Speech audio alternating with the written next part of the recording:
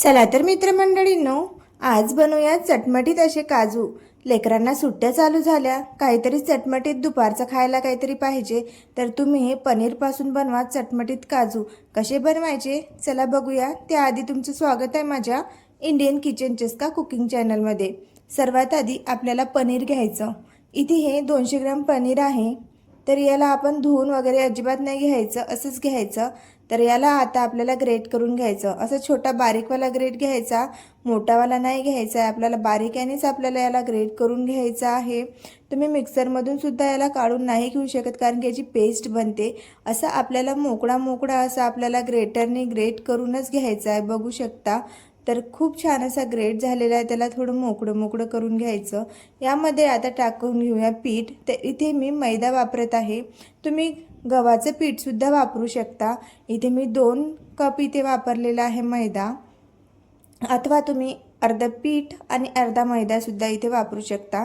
थोडंसं आपण यामध्ये ओवा टाकून घेऊ, मीठ टाकून घ्यायचं आणि लाल तिखट टाकून घ्यायचं।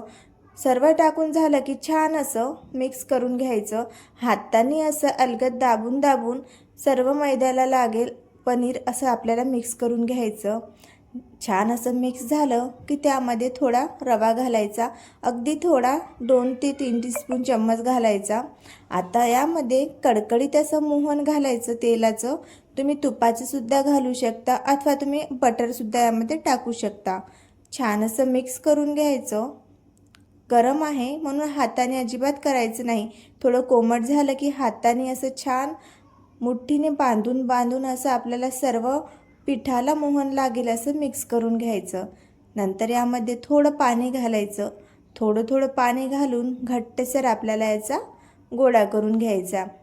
जेणेकरून जास्त घट्टच असा बांधा, कारण की हा नंतर थोडासा सॉफ्ट होतो, म्हणून थोडं थोडं पाणी घाला, एकदम पाणी घालून नका करू।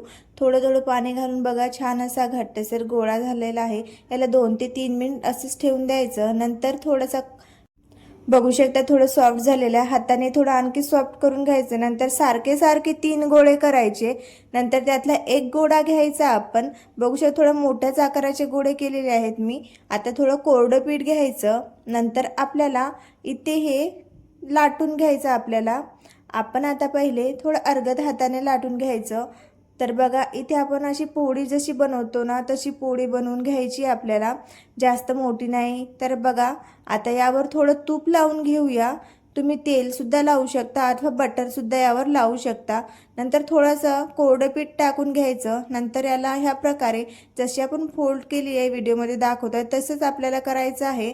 परत थोडं तूप लावून त्यावर थोडं कोरडं पीठ घालून अशी जशी आपण पराठा बनवतो त्या प्रकारचं आपल्याला बनवून घ्यायचं। नंतर आपल्याला एकदम अलगद हाताने याला आपल्याला लाटून घ्यायचं। तर बघा जास्त पोळी नाही, मोठी लाटायची नाही, एकदम पातळ लाटायची, बिलकुल मीडियम साईजची लाटायची। नंतर आपल्याला एक छोटं झाकण घ्यायचं, किंवा मग छोटा ग्लास वगैरे असेल डब्बा तो घ्यायचा, आणि ह्या प्रकारे बघा जसं मी व्हिडिओमध्ये दाखवत आहे त्या प्रकारे आपल्याला काजूच्या आकाराचे आपल्याला इथे काजू हे पाडून घ्यायचे आहे। लगेच होतात, जास्त वेळ याला लागत नाही। तर बघा खूप लवकर लवकर आपले इथे काजू बनवून रेडी झालेले आहेत। एका प्लेटमध्ये काढून ठेवायचे। सोबतच इकडे आपण गरम करायला तेलसुद्धा ठेवलेलं होतं, त्यामध्ये थोडासा उंडा टाकून बघूया। तर बघा तेल आपलं छान असं गरम झालेलं आहे। तेल गरम झालं की मग नंतर यामध्ये एक एक करून यात छान असं जेवढे बसतील आपले काजू तेवढे टाकून घ्यायचे। 2 मिनिट परतून परतून घ्यायचे आणि छान कलर येईपर्यंत ना याला फ्राय करून घ्यायचे। बघू शकता कलर खूप छान असा आलेला आहे। कमी आचेवर याला 2 ते 3 मिनिट छान फ्राय करून घ्यायचे, म्हणजे खूप खुसखुशीत असे बनतात। राहिलेले आपल्याला त्याच पद्धतीने इथे आपल्याला तळून घ्यायचे आहे। तर बघा 2च मिनिटात असे लगेच वर येतात आणि टम्म फुगायला लागतात। तर चला आता आपली इथे प्रोसेस तर संपली काजू बनवायची। आता यावर आपल्याला टाकायचा आहे मसाला, जेणेकरून जो चटपटीत लागेल। तर इथे आपण टाकूया चाट मसाला।